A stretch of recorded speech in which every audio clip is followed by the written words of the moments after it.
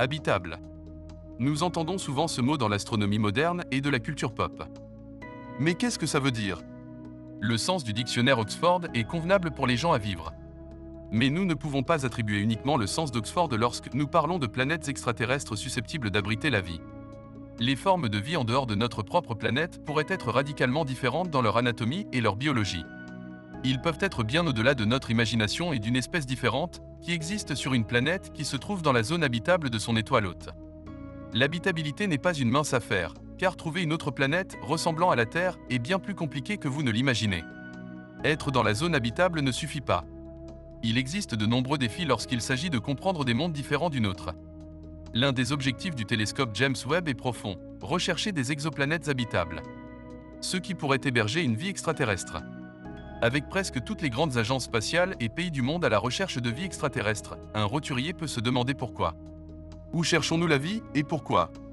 Une vieille blague offre une réponse lorsqu'on lui a demandé pourquoi. Par une nuit noire, il cherchait ses clés de voiture manquantes sous un réverbère, l'homme a répondu « parce que la lumière est meilleure ». La vie sur d'autres planètes pourrait ne ressembler à rien sur Terre, ce pourrait être la vie telle que nous ne la connaissons pas. Mais il est logique, au moins au début, de rechercher quelque chose de plus familier. La vie telle que nous la connaissons devrait être plus facile à trouver. Et la lumière est meilleure dans la zone habitable, ou la zone autour d'une étoile où les températures de surface planétaire pourraient permettre la mise en commun de l'eau. Deux de ces endroits où la lumière, littéralement, est meilleure sont Proxima b et les mondes autour de Trappist 1. Ceux qui tournent autour des naines rouges et ont les conditions nécessaires pour abriter la vie. À environ 4 années-lumière de la Terre, se trouve l'exoplanète la plus proche détectée à ce jour, Proxima b. Certains astronomes l'ont trouvé potentiellement habitable, tandis que d'autres l'ont fustigé pour les rayons X intenses dont il est constamment bombardé, par l'étoile autour de laquelle il orbite, Proxima Centauri. Proxima b orbite 20 fois plus près de son étoile que la distance à laquelle la Terre tourne autour du Soleil, mais comme son étoile est une naine rouge, les niveaux d'énergie qu'elle reçoit de Proxima Centauri sont proches de ceux de notre planète. Cela signifie que la température de la planète doit être suffisamment douce pour que de l'eau liquide existe à sa surface. Cependant, il y a une garantie que les créatures qui ne sont pas originaires de la Terre respirent de l'oxygène et ont absolument besoin d'eau, mais les conditions sur notre planète sont ce dont nous devons nous éloigner. À environ 40 années-lumière se trouve un système stellaire remarquable. Le système Trappist 1 est devenu mondialement célèbre il y a 5 ans lorsque la NASA a annoncé qu'elle avait découvert toute une série de planètes de la taille de la Terre en orbite dans la zone habitable d'une seule étoile. 5 ans plus tard, les planètes sont toujours aussi énigmatiques, sinon plus. En juillet, James Webb nous a donné cette photo du Trappist 1.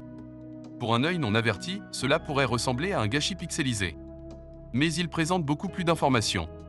À l'époque, on pense que l'une des 7 planètes de la taille de la Terre de Trappist passait devant l'étoile, du moins selon les fils Reddit, c'était le Trappist 1e. Le supposé photobombardier, en fait, était Trappist 1b, celui qui n'est pas dans la zone habitable de l'étoile. Il orbite beaucoup trop près de la naine rouge pour que la vie ait une chance à sa surface. Trappist 1e, cependant, reste une cible de choix pour Webb lorsqu'il entreprend la mission Trappist. C'est en plein milieu de la zone habitable, également connue sous le nom de zone Goldilocks. Il s'agit de la distance orbitale d'une étoile où la quantité de chaleur est suffisante pour permettre à l'eau liquide de se déposer à la surface d'une planète. Les planètes Proxima b et Trappist 1 sont des planètes verrouillées par les marées, ce qui signifie qu'un côté de la planète fait toujours face à l'étoile, baignant dans le rayonnement solaire, et l'autre côté est enveloppé dans l'obscurité perpétuelle. Le côté obscur. Que Trappist 1 ou Proxima b puisse ou non être un foyer de vie, dépend très probablement de l'existence d'une atmosphère. Car, pour soutenir la vie, il lui faudrait une atmosphère capable de se maintenir, contre 400 fois les rayons X qui atteignent la Terre. Et s'il en a un, la vie pourrait prospérer dans la zone crépusculaire des planètes, la région entre le jour et la nuit. Et au milieu de toute la vie nichée sur ses genoux, la Trappist 1 ou Proxima b pourrait donner naissance à une espèce intelligente. Les espèces pourraient abriter l'énergie directement de l'étoile en construisant une sphère Dyson. Ces espèces pourraient également être à l'origine des étranges signaux radio que nous avons détectés au cours des dernières décennies. Alors que le Soleil pourrait leur fournir de l'énergie, il pourrait aussi être la cause de leur extinction. Les naines rouges produisent des éruptions stellaires, beaucoup plus fréquemment que notre Soleil. La lumière ultraviolette de l'étoile lors d'une éruption stellaire augmente de plus de 10 000 fois, en une fraction de seconde seulement. Si les humains pouvaient voir la lumière ultraviolette, ce serait comme être aveuglé par le flash d'un appareil photo. Proxima Centauri est devenue brillante très rapidement. Cette augmentation ne peut durer que quelques secondes, puis diminuer progressivement. De telles éruptions massives érodent essentiellement une partie de l'atmosphère de toutes les planètes en orbite autour de cette étoile, y compris cette planète potentiellement semblable à la Terre. Et si vous n'avez plus d'atmosphère sur votre planète, alors vous avez certainement un environnement assez hostile dans lequel vivre. Il y aurait d'énormes quantités de rayonnement, des fluctuations de température massives et peu ou pas d'air à respirer. Ce n'est pas que la vie serait impossible, mais avoir la surface d'une planète directement exposée à l'espace serait un environnement totalement différent de tout ce qui existe sur Terre. Et c'est pourquoi, pour qu'une civilisation grandisse et prospère, elle devra faire du côté nuit sa maison.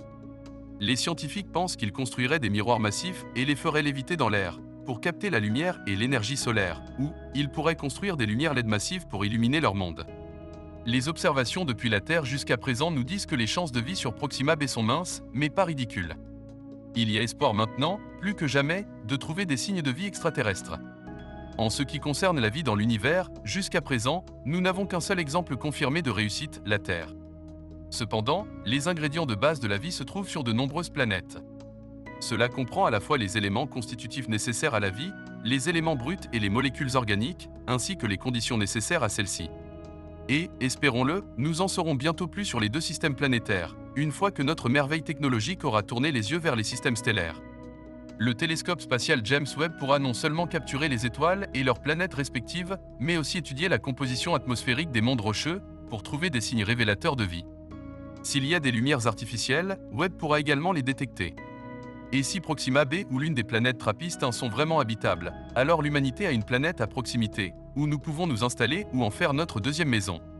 Pour vraiment devenir une espèce multiplanétaire, la découverte de la vie sur l'un de ces mondes extraterrestres changera tout pour les humains. Pour l'instant, nous devons attendre et regarder, mais qu'est-ce que je sais ?